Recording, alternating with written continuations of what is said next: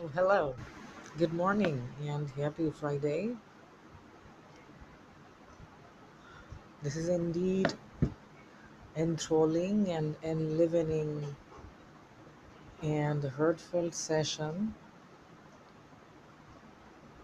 with the alluring and compelling enticement and exaltation of spirits. In imparting this lecture and narrating the dissertation that I have had prepared after visitations of the pervading downtown and the bookshop, where I have been startled to find few of the enticing and alluring and compellingly exalting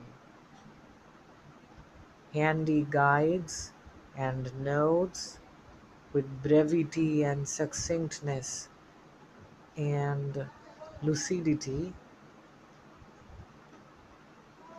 in prose nature and styles of the rhetorics. Okay, so Mark Twain's background. We would be discussing here about the adventures of Huckleberry Finn, but unfortunately, having the accompaniment of the Friends Classic edition after pervading the streets of the bookshops while visiting the downtown. I didn't get the Penguin Classics edition, to my horror and appallingly shocking surprise. Well, this is indeed astounding and astonishing and gleeful and adventuresome and blissful experience to narrate and read adventures of Huckleberry Finn and about Mark Twain's background. Oh, I'm having these two classic notes, both of them are here presented before you, the max notes and york notes. So york notes are recognized as the best literature study guides. Now with the help of expert examiners and teachers, they have made them even better. The series has been completely redesigned, rewritten, and attractively illustrated to meet the needs of today's English literature students, intrinsically for the specifications of GCSEs and IAL. So York Notes offer an exciting and fresh approach to the study of literature, the easy-to-use guides, and aim to provide a better understanding and appreciation of each text, encouraging students to form their own ideas and opinions. This makes study more enjoyable and leads to examination success. York Notes will be of interest to the general reader as they cover the widest range of popular literature titles. York Notes, the ultimate literature guide, and their publications of the editions of Longman and York Press of the Adventures of Huckleberry Finn. The project editor had been notes by Sandra Redding. Okay, and about Max Notes, a lively and freshly look at masterpiece of literature written in easy to use and easy to grasp and easy to follow style. Exceptionally student friendly with concise summary, excuse me, and analysis of every chapter and topics for papers and reports with sample outlines, illustrations of key scenes and passages, especially those sheer salient features and the um, striking imageries. So here, Max Notes offer a fresh look at masterpieces of literature presented in a lively and interesting fashion. Written by literary experts who currently teach the subject, Max Notes will enhance your understanding and enjoyment of the work. Because Max Notes are designed to help you think independently about the literary work by raising various issues and thought-provoking ideas and questions. Max Notes cover the essentials of the nitty-gritty of what you should know about this work, including an overall summary and the commentary and the character lists and an explanation and discussion of the plot, as well as the suggested essay questions and the work's historical context and a biography of the author. Each chapter is individually summarized and analyzed and has study questions and answers. That's what's the most sheer striking features of these Max Notes. Exceptionally student friendly, these books will prepare you for homeworks, discussions, term papers, and examinations. And this text had under the authorship of Corina Seibert-Ruth, M.A., California State University, Fresno, Department of English, and Red Lake High School, and cover illustration by Curtis Perron, and Research and Education Association Printing Press. Mark Twain's background. Mark Twain is the pseudonym, the pen name of the writer Samuel Langhorne Clemens, born in November in Florida, Missouri in 1835. Early life. Clemens' father was a lawyer who came originally from Virginia. His mother was born in Kentucky. When he was When he was 4 years old, his family moved to Hannibal, Missouri, which was the true setting, and the fictitious town St. Petersburg comes from the setting of Hannibal, the destination of Missouri in Florida. The Adventures of Huckleberry Finn, where Samuel lived until he was 18 years old.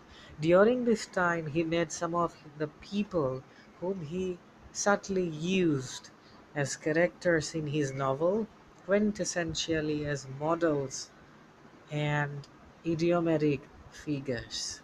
Okay? Close links between his early experiences and the setting for his novel would be explored in this context. When Samuel was 12 years old, his father died. He had been orphaned, and the boy began work as a printing apprentice, working with elder brother Orion, who was an editor. As a journeyman printer, he had encountered adventuresome enticement, ecstasy, and enchantment because he had to travel quite widely. He was a pilgrim traveler. He took a steamboat journey down the Mississippi River and fell in love with the river and began a career working on the ship sailing down the Mississippi River.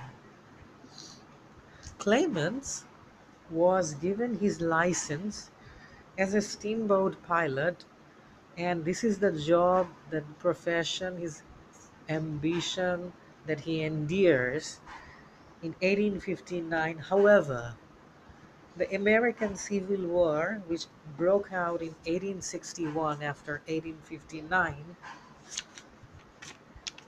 that was 5 or 6 years later, effectively changed the course of freedom to sail the river with the gleeful spirit and exaltations, and has also changed with gloominess and sullenness and sulkiness and then slumminess, insalubrity, that way of life and along its and the people dwelling there along its banks. Following the restoration of peace in 1865, so the Civil War broke out in 1861, and the steamboat ship pilot license patent was ordained during the year 1859, and after 2 years the Civil War, American Civil War, broke out.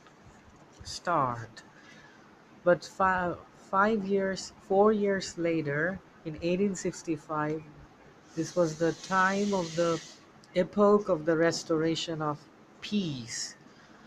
However, modern systems and transformation of industrialization and traveling developed, and the former romantic steamship journey, I say romantic in this sense that it alludes with the illusions of the bibliography. Romanticism, the romantic movement, was connected with the literary movement and the procession and the revolution in England and France between the era of 1870 and 1848, the 17th and the 18th century, following the revolutions in America and France, and with the widespread influence pervading to Europe and England, and salient features, with the main profound salient features and the striking sheer features were a concentration on elaborate themes of beauty and appreciation and nature and unrequited love, as well as the free and imaginative style, prosaic style, okay, as well as the heroism and bravery and stardom had been associated with romanticism. Later employment would be explored in this context, as we know that he left the Mississippi River after the outbreak of the Civil War of America and took a number of different jobs and professions, which involved traveling across the continent. Indeed, increasingly he was turning towards writing as a career, and he adopted the pseudonym Mark Twain. And the significance of the name of Mark Twain from this period, the name, by the way, is a caricature or a cry used by the river boatmen to take soundings as a measure to the depth of water for the safe travel of steamboats and steam and ships. The cry would be by the Mark Twain, meaning 2 fathoms, that is 12 feet. In 1870, Mark Twain married Olivia Langdon. This was the companion, but she was despised and despicable and derogative, with snarled witticism, because she had been reputed, because she was affecting his writing by offering criticism of his work, which did not always please Mark Twain, because that maybe there hadn't been appreciative criticism, pylori and disparagement and disparity starred and striking. He was certainly often critical of her. Okay, in from 1865, when his first book, Mark Twain's first book called Jumping Frog, appeared, published, then Twain published a number of different writings. Not all of them novels. These were the subjects of film adaptations, as well as the television drama scriptures, and um, which was enjoyable as works of fiction and as salient productions of television. including the adventures of Huckleberry Finn and the Prince and the Pauper. In later life, Mark Twain was involved in a variety of businesses, which failed and he became bankrupt. In order to make money out of his debts, he began traveling again, pursue adventures. His later writings is marked by bitter cynicisms, and there are pieces in sheer abundances which manifest Twain's criticisms of worldly affairs. His profound influence would be explored in this context. Mark Twain is a humorist but also a social satirist. And by the literary term satire, we mean that satire is associated with the envisage and evincing thought provoking evocations and eloquences of the usage of humor and caricature, irony and sarcasm and personification, as well as hyperbole and exaggeration, in order to criticize and ridicule people's stupidity, vices, and follies, and their actions in context of contemporary politics and other topical issues. So, as a social satirist, the best of his work, and as a keen humorist, characterized all of his qualities in sheer abundance that we find in the adventures of Huckleberry Finn. And undoubtedly, incredibly, and inevitably, many present day modern American writers see Twain as introducing a new original form of the American novel, because this is partly due to his quintessential nature of the bildungsroman and bildungsroman sturdy narrative. Here, sturdy with the bibliography and annotations, we are aware that sturdy defines and alludes to the meaning of being firm and determined, narrative, apt imagery, and idiomatic style of narration. Idiomatic is a language that describes a particular characteristic speech pattern, often figurative and ornamental rhetorics. Okay, so the idiomatic style of narration and the striking colloquialism. Colloquialism, in my annotation, I have noted and cited informal speeches that is used with everyday usage of grammar and vocabulary. And the vernacular languages, especially the Afro American dialect, with the mongrel jargons and um, macaroni lingos and creoles. So we have here, this is indeed a thrilling and alluring piece of fiction in the form of a picaresque novel, with Twain's main theme the criticism of civilization and culture in American society. Criticism of civilization and culture in perspectives of picaresque novel.